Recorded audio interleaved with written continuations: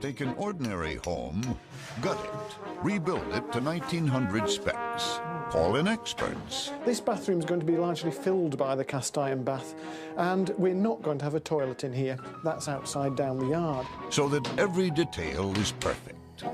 Audition families. Hello, we're the Lee family. We are the Bowler family. We are the Takahashi family. Choose one. Oh no, I'm shaking. Oh, sorry. And send them back 100 years to live exactly as they would have in 1900. Oh my God. But what do you think? Fantastic. Beautiful. It feels like a real home. It doesn't feel like a museum or something that's been artificially put together. It's so much. Oh, I can live here. Then find out what it was really like. Smells. I'm not looking at it.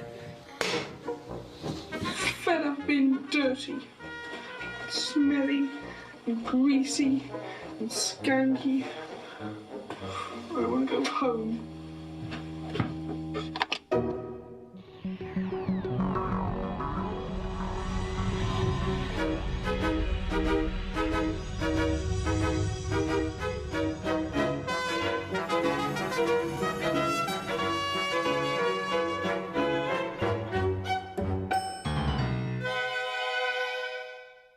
The 1900 House was made possible by contributions to your PBS station from viewers like you. Thank you.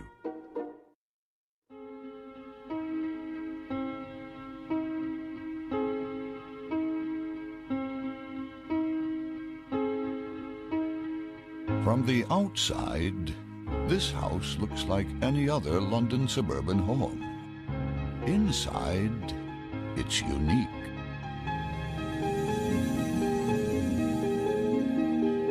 All traces of the 20th century have been removed.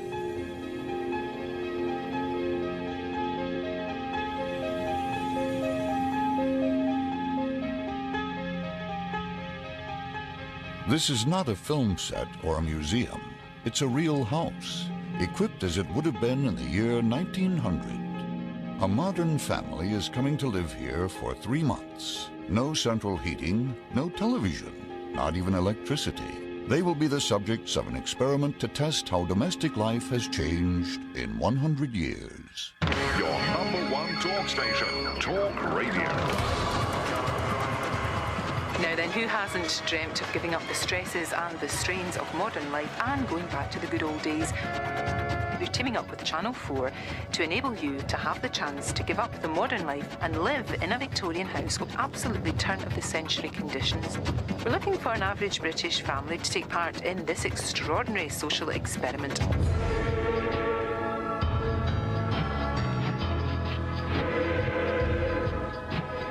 Work began 6 months before the family were due to move in.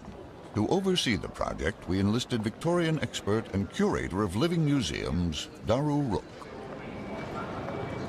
Well, this is a very different project to the kind of things I do in my working day. There I recreate rooms from the past for people to experience or see what life was like in years gone by. But these room sets are really just that, displays to give an impression of the past. Here what we're doing is a unique thing, a new thing. We're creating a kind of time machine that will take our family back to 1900. It's a period that's within living memory, it's true, but it will seem as strange to them as a Roman encampment might do. First, Daru must find a typical 1900 house. The Victorian era saw the growth of the middle class, with money to spend on new homes. 4 million were built in England. In America, the rates of home ownership doubled. We're focusing our search on South London, in the shadow of the Millennium Dome. At the same time, the search begins to find a typical modern family. Hello, we're the Lee family. We are the Bowler family. We are the Takahashi family. Within days, over 50 families have volunteered, all eager for a taste of Victorian life. We like to live in the 1900 house because I'd like to see Mum work really hard. I want to live in the Victorian house because I want to eat porridge. Because we live in a Victorian house and we'd just like to see what it's like to live in a house when it was first built, with all the old-fashioned appliances and none of the electricity and the amenities, and what it's like for a 1900 woman to have to cook on a range. Hello, we're the Malloy family.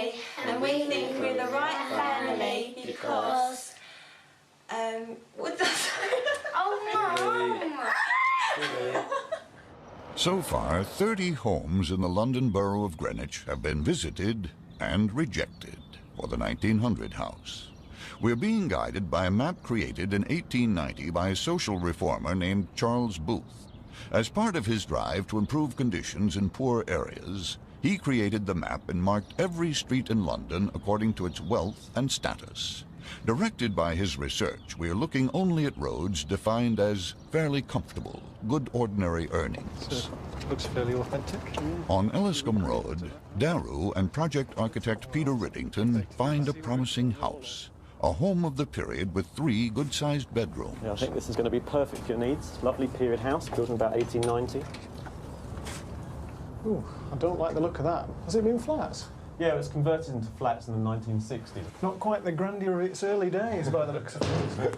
Still, the glass is good, isn't it? It's kind of glamour on a budget, I suppose. Yes. And the painted number's beautiful too. Very, very pretty. When I first saw the house, I discovered that it had been converted into flats, and very, very crudely, and often that means that all the historic detail has been ripped out. So this would have been the front room then, I guess. Oh, wow. This bedroom was once the back parlour. The original kitchen is now a dining room. The washroom or scullery is now the kitchen. At the back, a modern bathroom extension was added in the 1970s. The second floor is in a similar state. What's discouraged other buyers is that very little money has been spent to modernize the house. But that's to our advantage. Once we started peeling back the layers, we found all sorts of evidence to show what the house had really been like at the turn of the century. A whitewash. Well, this is where the range used to be, but what's under here then? Oh, let's have a look, shall we? Oh, look at that. A few Edwardian tiles. Now. Now, these tiles are what would have formed the hearth. The most exciting bit was when we opened the old laundry cupboard. Look at that! And there preserved were pieces of the old wallpaper and the marbled skirting boards that had been put in when the house was new in the 1890s. That's fantastic. That'll be great to reproduce. How sombre. It's going to look like a second-rate funeral director's. That's wonderful. That makes it. I think it's absolutely right for the project because it's right in scale and it has the right amount of elements from the past surviving within it. We've got things like original parts of the gas lighting system, for example. Normally those were ripped out long ago. The ceiling roses, the plasterwork, the woodwork, it's all there under a layer of plasterboard and card. It can be revealed. So for 1900, it's bang on. Today, the house costs over $200,000. In 1900, it sold for $1,500. Built by local real estate speculator Jack Ellis, the houses of Elliscombe Road were erected on sand pits. They're typical of the era. They had technology that revolutionized the lives of the occupants. Sewers and running water were laid in the area in 1875. Gas lit the streets and homes from 1880 until electricity arrived in the 1920s. The new residents were clerks, shopkeepers, and teachers who were not wealthy but could afford a better life. After a week, over 100 applications have come in, but it's clear that some wouldn't last 3 months. I would miss my car, my stereo, my television, my PlayStation, my mobile, my drum kit, the Litten tree, and reality. I want to live in the 1900 house as long as I can use my makeup and my hairdryer, have a nice warm bath to myself and get my roots done. If we go more than 2 weeks without a proper curry, I mean a sit-down Indian proper curry, then we become very irritable, don't we? Others look ready for the part.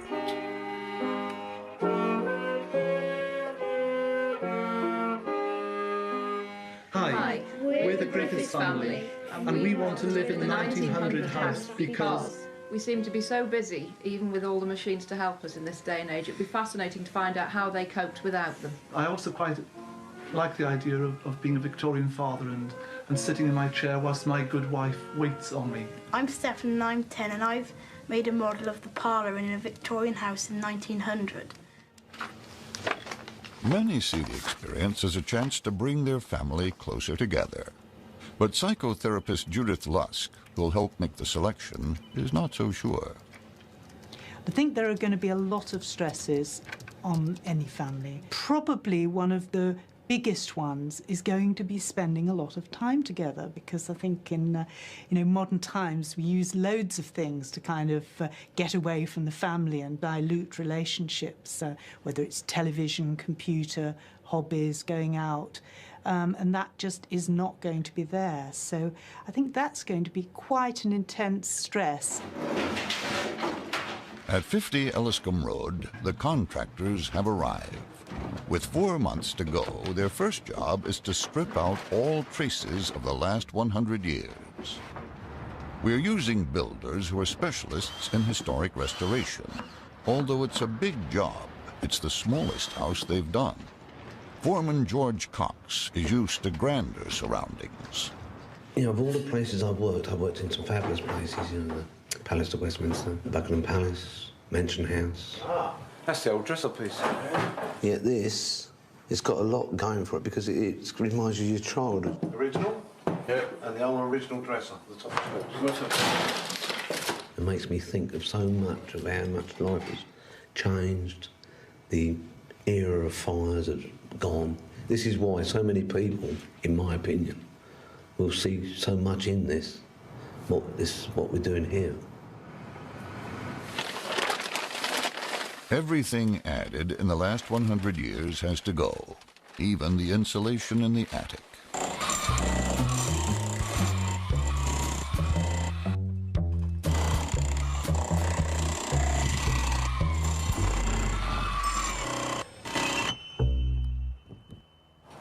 Right, here we are. We've arrived at a very historic moment.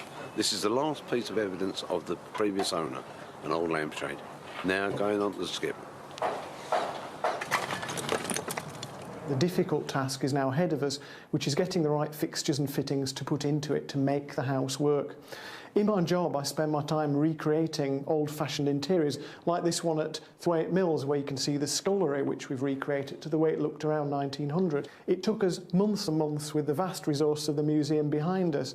Fortunately, we have all sorts of publications from this era to help us. This is a really important one. It's Castle's Book of the Household. It was really a kind of housewife's Bible of yesteryear. It also has the kind of technical notes in it that will enable us to get all the detail right and all the machinery that we're going to put into our restored building to get it operational and fully working. And when we've finished with it, we'll pass it on to the family who are going to live there, and we'll see if it'll help chart them through the difficult waters of living in the past. The next challenge is to make the house a working home. It'll require finding hundreds of items, a job for prop specialist Leah Kramer. Well, I normally work in commercials, and the sets for those are obviously, you do a few rooms, it can be very large, a lot of building, but nothing like having to fit out a whole house with changes of linen, all the kitchen pans, all the utensils, all the washing things, every towel. It's mammoth, really. Every day I think of something else to put on my list. That is absolutely adorable. The difference here is that everything's got to last and it's got to work. Our family have to feel that these possessions are theirs. They're not going to be whisked away in 2 days' time and we close up shop. In 1900, families could buy the entire contents of their house from a catalog. In America, Montgomery Ward and Sears Roebuck catalogs were popular. Today, Leah has to track down everything the hard way. The next job is that we have to make all this 19th century technology that we're planning work. And at this late stage, I have to confess that it's something I've never done before. I've always created the effect of 19th century technology in the houses that I've restored and worked on, but we've never really had it going actually. We've never lit those fires, we've never had the Ranger cooking, we've never got the gas igniting. So this is going to be a real challenge to do that so that our 1900 house family don't gas themselves or get caught in the shrapnel of an exploding boiler as their Victorian forebears might have done. It's taken 3 weeks to totally gut the house. Oh dear. Oh dear, dear, dear. Now the rebuilding begins, and with it the first major headache. In the kitchen, the hearth for the range has been excavated, but the opening looks very small. I think it must have gone back further in order to accommodate a range that would have been big enough to feed a whole family. You've not got much in the way of a hot plate or oven size there, really, have you? No. What depth are we looking for? Well, I think we're looking for about 2 feet, maybe. Well, you won't get 2 feet. No. Either. We've got 18 inches. What we're looking for is something like this. Mm-hmm. As you can see, it's quite a monster, with an oven and a hot water boiler and space for airing plates up above, but it's much bigger than the opening that we have here. I mean, this is going to be the most important piece of kit in the house. It's giving them hot water, it's giving them a means of warmth, it's the engine of the house, it's what makes it work. Finding one's proving nigh impossible as it is, so with a tiny aperture like that, we're really going to be stuck. I suppose the only other alternative is to give them jugs of hot water and a tin bath, which would be sadistic but kind of interesting for this project. Ranges with back boilers were dangerous. The technology was crude. They often exploded without warning.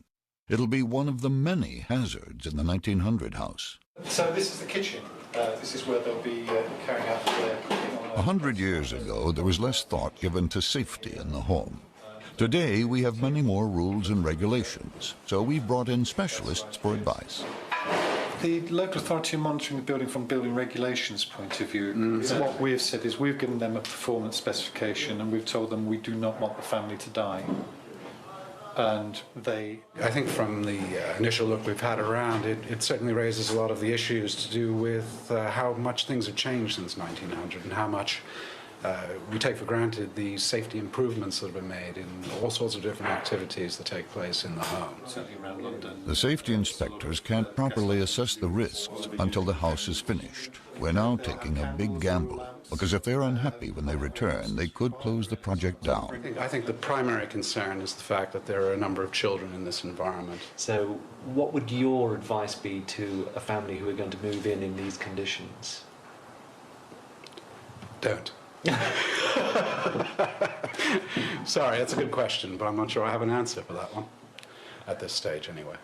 We are the Rose family, and we would like to live in the 1900s house because... We would like to go back to that time just to see whether we can actually say that, yes, it was hard in those days for those people, or whether we can come back and basically say, well, you know, we've done it and it wasn't that bad kind of thing. And I want to find out what it's like to be 11 in the year 1900. I want to dress up in Victorian clothes. I want the opportunity of a lifetime. I would like to ease down the tempo of life and have time to have respect to fellow men and also to get conversation back as a feature of life. Finding Victorian gadgets is proving difficult for Leah. To help her, Daru has arranged a visit to his museum stores. Of course, keeping the house clean is going to be really hard for our family. Their Victorian forebears would have been obsessed with keeping the house nice and clean and keeping away the nasty germs that they hated so much. And this is kind of the ideal solution, I guess. A nice, glamorous vacuum cleaner, but of course, spot the deliberate mistake. It's electric. And a family like ours wouldn't really have afforded electric until the 1920s. So you might think, a manual vacuum cleaner. And of course we've got a wonderful one here called the Wizard, which dates from about 1910. It's a bit late. But also this is the kind of thing that you'd have needed 2 people to operate. So it's the kind of thing that would have been in a posh person's house. It's not what our family would have had. So you look at the really down-market 1900 solution, and we have it here in the Star vacuum cleaner. I'd like to demonstrate this, but do you have any allergies to dust? What you do with it is, it's got a kind of suction system whereby pogo stick-like, you pump up and down on this, and the dust sucks up, traps in there, and hopefully works. But it must have blown out more than it sucked in. I'm afraid it probably does, as you can see from that momentary use there. A lot of these survive, I suspect, because they didn't really work. But anyway, this is rather a handy gadget that our people in the 1900 house might have used. It's a beetle trap, because of course many Edwardian house kitchens were full of cockroaches. Oh, do you think ours will be? Well, I don't know. It's going to be a warm environment. They might start coming out from under the range. But these creatures used to potter out after dark. And I read one account recently of a poor maidservant who had to sleep in the kitchen and was overrun with them when she woke up in the night. Oh. So a sticky solution in the bottom of here that would have lured and trapped them was ideal. The family really do live in my head for this project. How they're going to conduct their absolutely every inch of their day, and that is like a running story of what goes on. Have they received a letter from Auntie Maud that she's coming to tea on Sunday, and it throws them into a panic? So they're living people, not as yet, but for me now. Well, I think it would be a good idea because it would be good for the children to realise what advantages they have living in the modern world. And there wouldn't be the interruption of the computer, the telephone, the television, the Game Boy, and we can do things more together as a family.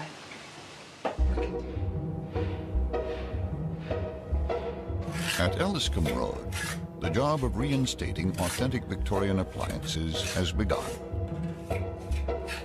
We are now starting to erect a copper.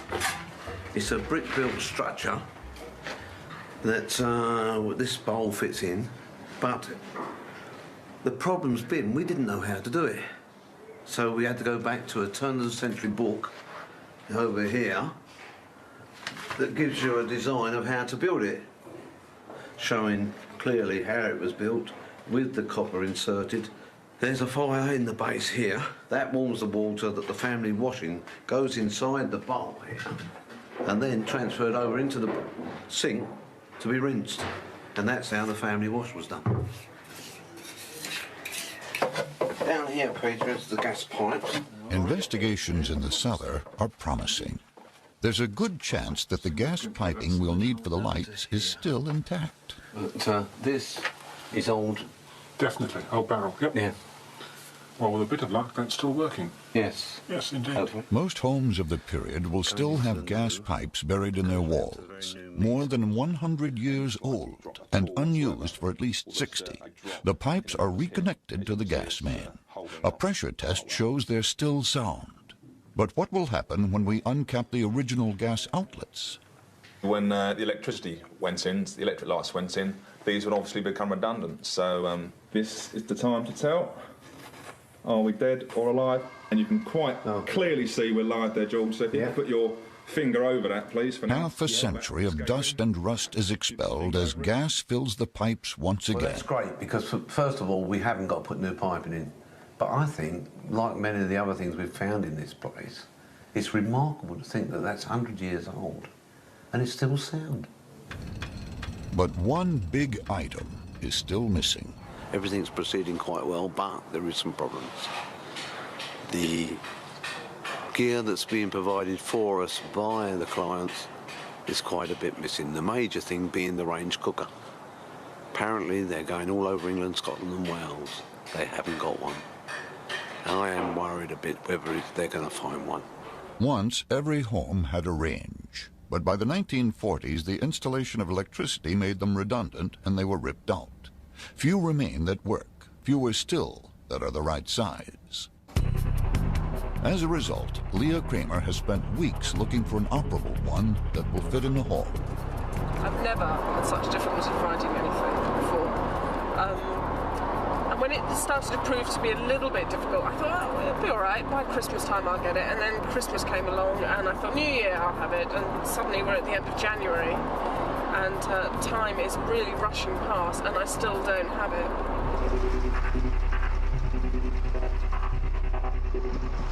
Work is beginning in the small backyard or garden. That looks great. Horticultural historian Katie Butler is in charge of the design. Gardens were really becoming very important to the Victorians. Very elaborate bedding schemes, using often half-hardy plants which either had to be grown under glass or even bought in. This is just my thumbnail working sketch of what I'm doing with the garden. This is the house end up here, and as you can see, the idea is to have this very central bedding feature be the sort of area that they might take their guests into to have a look at, to admire the plants, be very bold and colourful. I suppose it's a bit the equivalent of their parlour indoors. Inside, Huey the decorator has uncovered some period detail. Sets of stencils running above the picture rail. He's eager to reproduce them and waiting for Daru to give him the go-ahead. Well, it's a really beautiful bit of stenciling. Isn't it? Yeah. It's really taken him a long time to do that, hasn't it? It's been a real effort to do that repeat around the top. Because we found this upstairs too, a bit in a smaller pattern, didn't we? The same Did you, colours. in the front bedroom? Yeah, the front bedroom. Yeah, it's really beautiful. The problem for us is it's not right. It's right for the house, but the house as it might have been around the time of the First World War. Who knows, perhaps the people who lived in the house have been involved in the First World War, gone over there and seen this very continental Art Nouveau style and brought it back. What's going to happen now? I'm afraid to say I think we're going to have to cover it up. It's going to be a whole lot gloomier and a whole lot nastier. Instead, Huey will hang wallpaper that has period design. The cost of reproducing the paper in the linen closet would blow the budget, but Leah has found a close match. Now we're decorating the house, we're using all sorts of original finishes that would have been appropriate for 1900. Sanitary wallpapers, for example, like the one in the hall, which would be easy to wipe clean. And also we're using flour and water paste to hang it. Complicated and slightly messy, but it does the job beautifully. We haven't been able to recreate some things. For example, in a Victorian house, they would have used very, very heavily high lead content paints, which would be poisonous nowadays. And also, many of the original wallpapers used at this time would have had a very high arsenic content, sometimes as many as 17 grains per square foot, which, through the gases that they gave out, could have killed you. So we haven't done that. It wouldn't be fair to the family. There were, at that time, a lot of garden products, particularly pesticides, containing lethal heavy metal materials, which of course are completely banned these days. Even something like nicotine, which throughout the century has remained quite a popular pesticide and has only very recently been banned because of how dangerous it is to human health. And of course there's one thing which really hasn't changed for a very, very long time, and it's this muck, well-rotted muck. So this is certainly the foundation of all good gardening.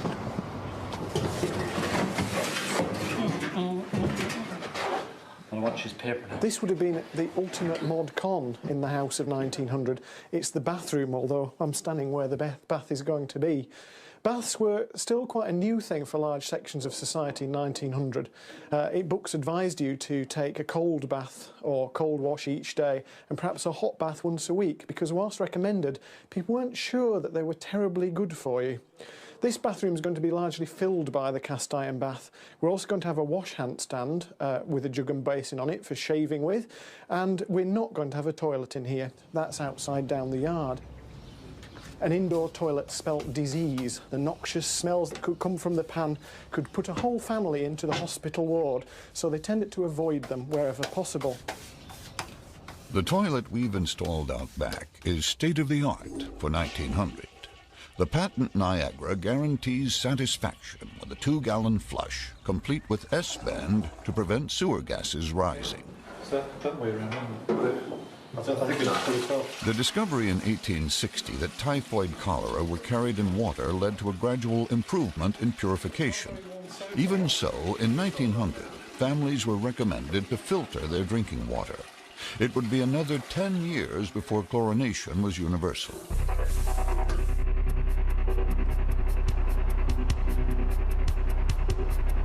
The hunt for the missing stove has led to the north of England. An antique dealer has found a range that's been in storage for years. Heating engineer Mike Bishop has to decide whether it's functional. It is even smaller than they expected, but it will fit the space perfectly. This looks like it's workable. Yeah, no, it's not bad. The ship, it's quite easy to repair. You know, the main bit's can't be broken. Okay. I'm convinced. You're convinced? I'm convinced. All right. As long as you are, really. No, we can make it work. Sold to the lady in the brown coat. We found it.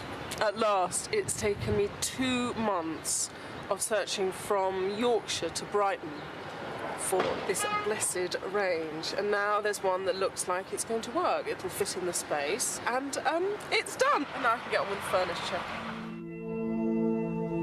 We're a few weeks behind schedule, but every major piece of technology has now been found. The missing ingredient is the family. Over 400 have volunteered.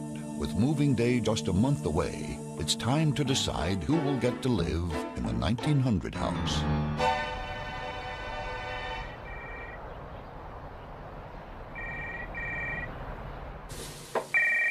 There you go. In Somerset, Joyce Bowler is taking an important call. The family think they're being filmed as part of the audition process, but in fact, they're about to discover that they've been chosen as the family for the project. Oh my God! I'm so speechless. Oh no, I'm shaking. I'm sorry. We're a very resourceful lot. They found but we don't know how resourceful. I think they're really interesting as a family for this programme because they have this sense of adventure that they really, all of them, are very curious and interested in what the experience is going to be like. Yeah, they've got a good sense of humour and they laugh together, not at each other, but together, and really enjoy that.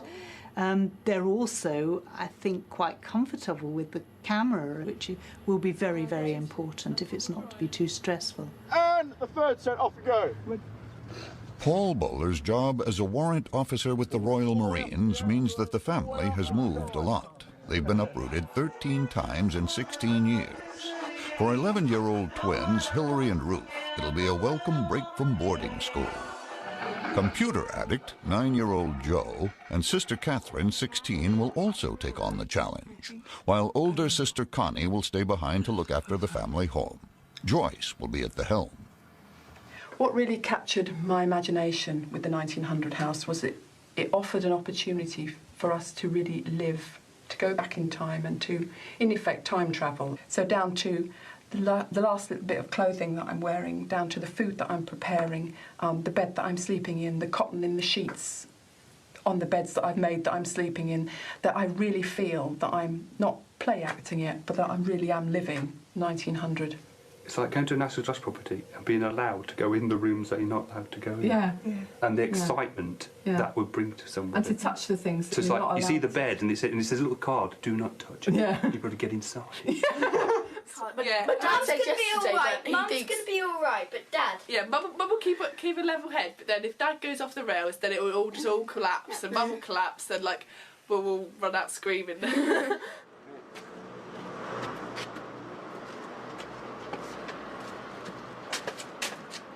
My goodness. So the last missing piece of the jigsaw puzzle's turned up, but isn't it tiny? You wouldn't be able to do too much cooking on that, would you? But have you tried it out yet? We have tried it out, yes. Yeah, we cooked when we first got it in its original state. We wanted to see what it was going to be like as we got it, and then once we finished with it, and we cooked a chicken in it, a small chicken, and it took ages. How long? It took about 6 or 7 hours. But then once we took it to pieces, we found out why we thought it was taking that sort of time. Because there were big holes in the base plate and holes in the side plates, which just means that the heat wasn't going around the oven properly. So the million-dollar question, are we going to be able to heat hot water in it? Well, we hope so. When we originally found it, there was no actual heat exchanger in the back of the flue to give you hot water.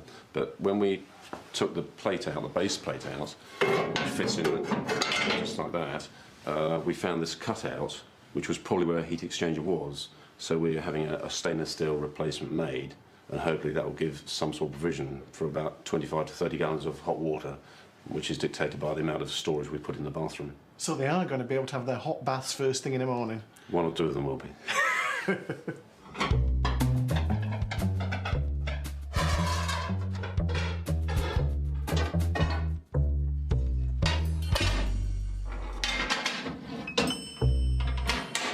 Ta-da!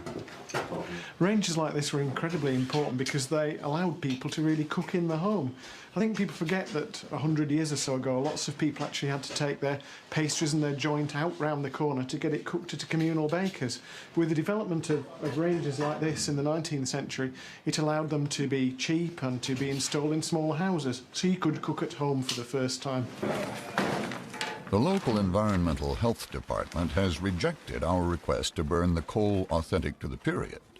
So Mike is having to fire up the range with the modern smokeless coal, a far cry from the pollution of 100 years ago, which even had an influence on garden design.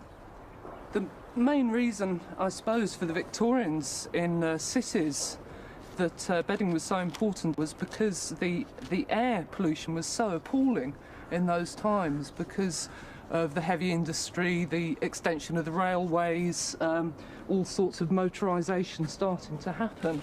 And plants, quite simply, couldn't always cope with it for very long. And so this was one way to ensure that you had a continuity of display. Once the plants that you've got out there were well and truly poisoned, you dug them up, threw them away and put some other ones in. In the small backyard is a plot for vegetables. The Victorians often gave them unusual names. They called them things like telephone, when telephone was the most exciting invention there was. Then they named a pea after it. Pop those back on. It's the big moment for the gas lights. Old fittings won't stand today's higher gas pressure, so newly made lamps are being used. Well, gas had first come in for domestic lighting in the 1840s and 50s, but people were very suspicious about it. They thought it was poisonous or that it would damage your pictures or your decorations. But by the turn of the century, lots of people could afford it, and it was an awful lot more labour-saving than candles or paraffin lamps were. So in small suburban houses like this, it was very much used in the main downstairs rooms. The first kind of gas burner was called the bat swing, and it really just shaped a naked flame. It was certainly easier to use than the candles were, but it didn't give out a lot of light. It was really quite gloomy. By the turn of the century, there were all sorts of technologies available that made gas lighting more efficient. One of the things they developed by this point was the incandescent mantle, which was a kind of sheath that sat over the gas flame and gave an incredibly bright light, a light that vied with the newfounded electricity that was also available but was incredibly costly to use. The incandescent mantle revolutionized lighting. At last, people could see well at night. The gauze is impregnated with chemicals which glow white hot when they burn. We've got the light level right, but what we haven't done is use the old-fashioned town gas supply. Instead, we're using natural gas, which is more stable and available to us now. And I suppose the real test is whether the family will be able to read by it. Gas lights have only been installed on the ground floor. In 1900, many people distrusted gas in bedrooms, which means the bowlers will have to rely on paraffin lamps and candles when upstairs. I've made a special little corner here with my favourite plant, which is the myrtle. Now, in Victorian times, the myrtle signified love, and I guess from that they speculated whether the marriage was healthy or not from the health of the plant, and we've got a lovely healthy one there. So I hope their relationship doesn't crack up under the strain of living here. So that's it, it's up to them now. I'm sure they'll keep it under control and I'm sure they'll have a lot of fun with it. And yeah, good luck to them. The bowlers are raring to go. We're actually going back in time, so I've actually got a lot of military skills, I think, that may be able to help me adapt to a unfamiliar situation. And obviously using the skills I've been sort of taught within the Royal Marines and obviously nurtured in the Royal Marines to help me get through my career will hopefully benefit me when I get into the house. I think if it's going to be done at all, it ought to be done properly. So no cheating, no wearing thermal undies under Victorian costume, because you're not going to feel that you really are living here. And I would hate to come out at the end of 3 months and say, well, yes, I suppose we did live as a 1900 family, but, you know, the whole time I had my trainers on or something. I think that would just spoil it. So I would like, as the historian inside me wants it to be as true and as accurate as it possibly can be. With 10 days to go, the deadline is looming, and there's still lots to do, working in very cramped conditions. The range has been on for 2 days, but the back boiler hasn't produced more than a dribble of tepid water. Everyone is baffled. I would have thought by now it'd have been quite warm. The good news is that the oven is successfully producing lunch. Oh, if the water's not hot, that is. Oh. Then, on the final stretch, disaster. Once all the fires are lit, we have a modern-day pollution problem. Smoke is leaking from one of the chimneys into the sitting room of the house next door. To find the source of the leak, they do a test. He's bagged the chimney off. There's one. We're putting the smoke up the chimney to try and detect where we're getting leaks. And the idea is that we're getting so much smoke back is that we've bagged the top up to stop it from exhausting. So that now it's coming down and we'll try and test next door to see whether there's anything's coming in there. Next door, the results are not good. We've just seen great billowing, vast amounts of smoke coming through our side, and you can see it actually coming through even more so than before. A miniature camera inside the chimney reveals the problem. The damage is typical of what happens when central heating is installed.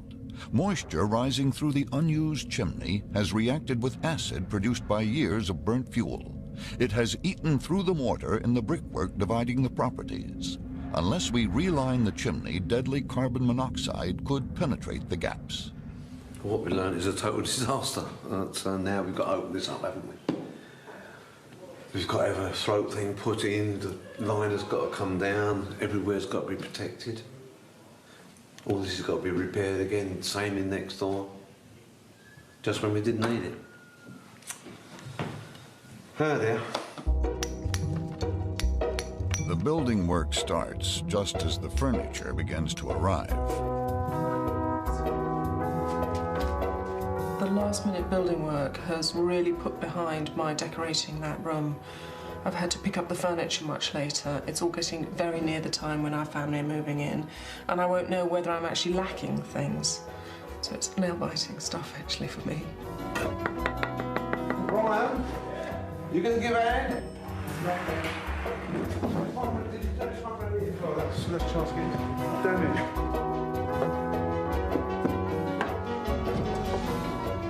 The repairs to the chimney have caused a lot of problems, and the project is now a week behind schedule. But the 1900 house is finally ready. Although not everyone is happy with the result, the safety advisors are back to prepare their report.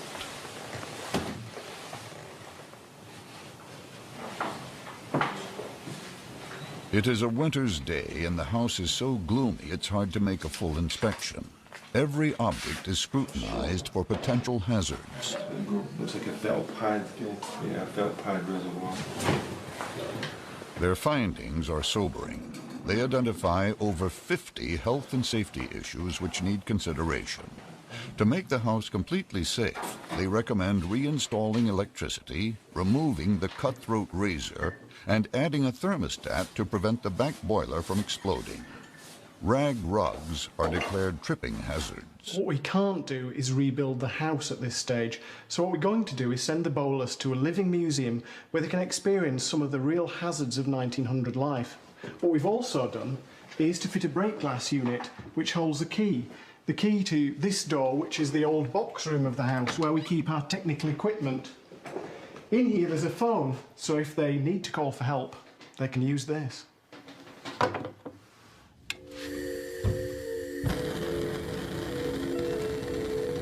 To try and avoid emergencies, the bowlers need to learn long-forgotten skills in using equipment that is potentially dangerous.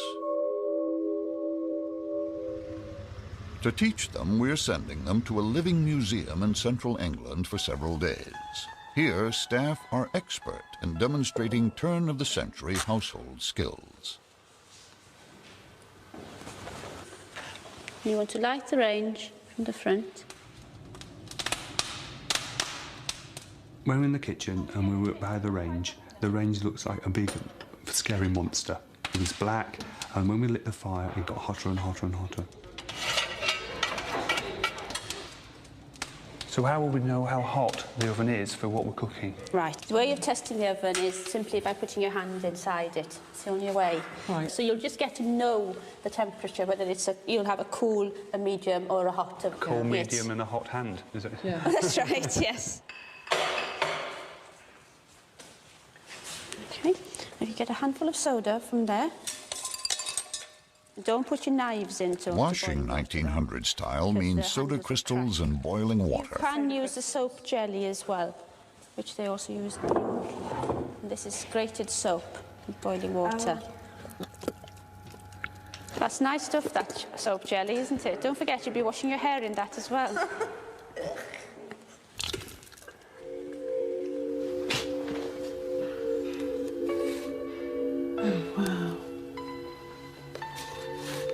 Joyce is in the museum storerooms. From now on, she'll have to run her home using only what was available to the housewife of 1900.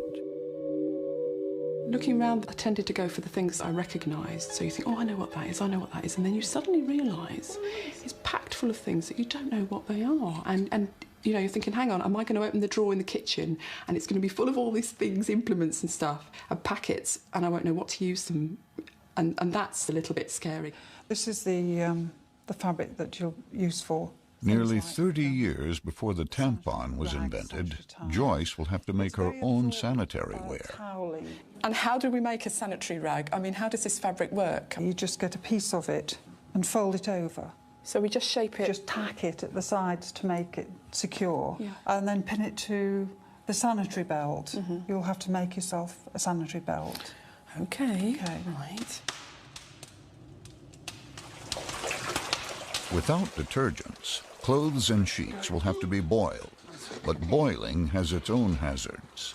Around 2,000 children died from burns and scalds in 1900 Britain. Last year, the figure was 11. Good. I am genuinely worried. I really am quite concerned. If something does happen, I could never forgive myself if something happened to the girls or Joe. Excellent.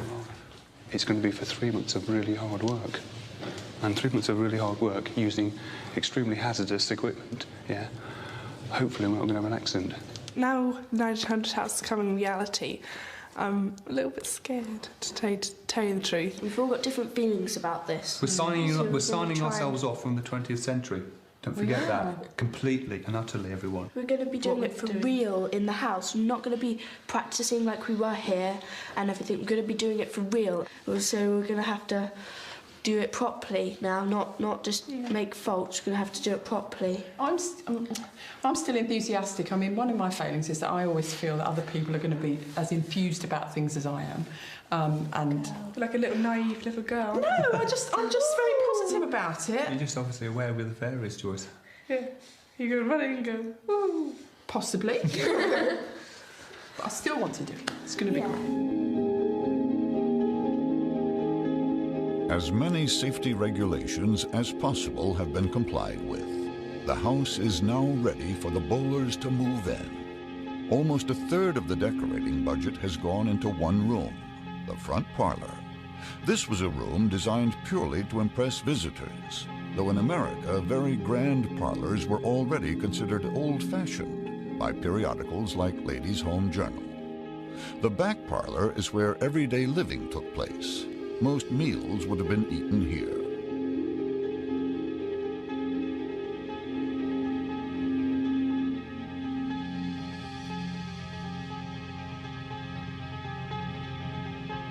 We've tested the range as best we can, but we won't know till the family moves in whether it can provide heat, food, and warm water for a family of 6. Wash day at number 50 will happen here. Elbow grease will take the place of modern detergents. In the bathroom, teeth will be brushed with pig bristle brushes dipped in bicarbonate of soda.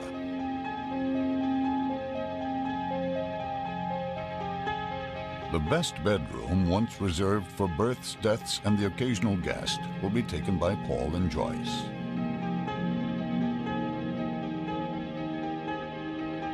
Joe, as a middle-class boy, has a room of his own, well away from the girls, who will all share one room, the twins doubled up in one bed.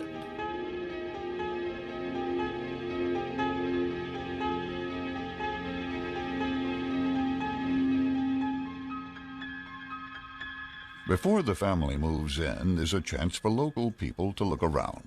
Pauline Bellis's mother lived in this house for 40 years. The old windows are still there. The door's fantastic as well. Good I was gracious. waiting there, waiting for you. I'm sorry about that. This is marvellous. What do you reckon? It's not the same place. Well, come into the sitting room. Do you know, it's like going back 100 years. Well, that's what we wanted. Oh, look at this, Dave. Oh, isn't that amazing? Well, I'm quite sorry for the people who are going to move in, because it's going to be hard for them if they've been used to the comforts of the 20th century. What I noticed when I came in was the warmth, or the lack of, shall we say. I thought the family would never manage. I would never envisage, even consider doing it. But now it's finished, seeing how well it's furnished, how comfortable it is, to me, I think the family will be very surprised and quite pleased. This is going to seem really alien to the younger generation, because although it's gone within our memory, to them it'll seem totally strange and alien. Definitely. I mean, they're all televisions, microchip, computers, but nothing like this. No. Nothing like the old wooden training boards and mums and dads. No washing machine. Oh well. No tumble dryer. I think it'll be marvellous fun. I'm just amazed. Doesn't bear any resemblance to the place that I sold. And your boys got a crack on, didn't they, with the work? Strikes me how dark it is in here, and I guess this is how it would have been. The ironic thing is we sold this for approximately 130,000. Goodness only knows what we could get for it now. This is just the sort of place that people are looking for, with no mod cons whatsoever. It's the most original refurb I've ever seen. It's the last night before the Bowlers move in. Well, tonight's the night when I actually sleep in the house, and first of all I'm going to cook my tea, and of course it's the big test to see whether everything works, whether the range will actually produce toad in the hole, which is what I'm trying to make.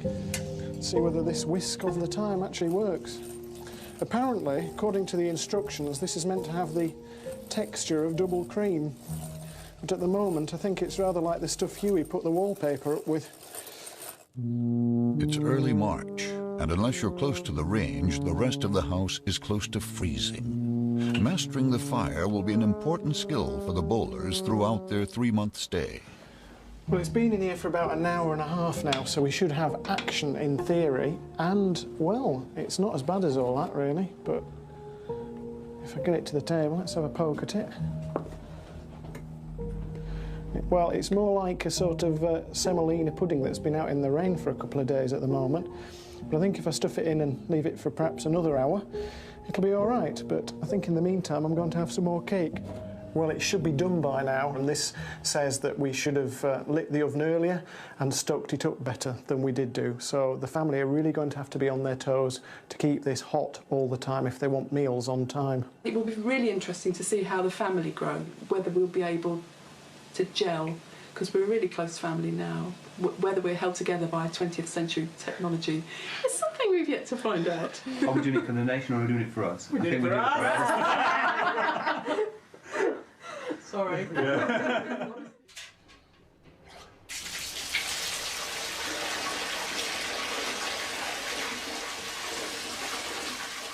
There's absolutely no hot water, not even tepid, nothing. It's absolutely clock cold.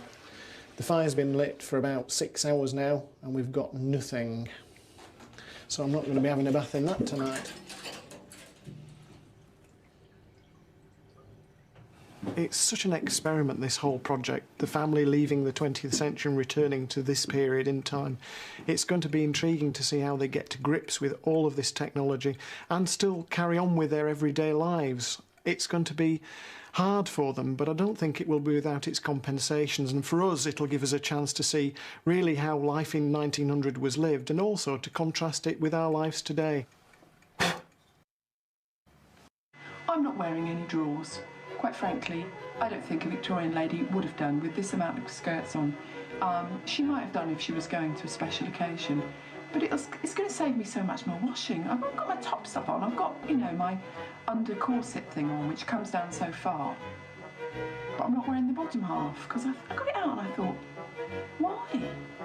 And I don't think Victorian ladies would have done. I think they might have had a couple of very special pairs, a couple of frillies in the drawer, but they wouldn't have worn them every day, because it would have been too much to wash.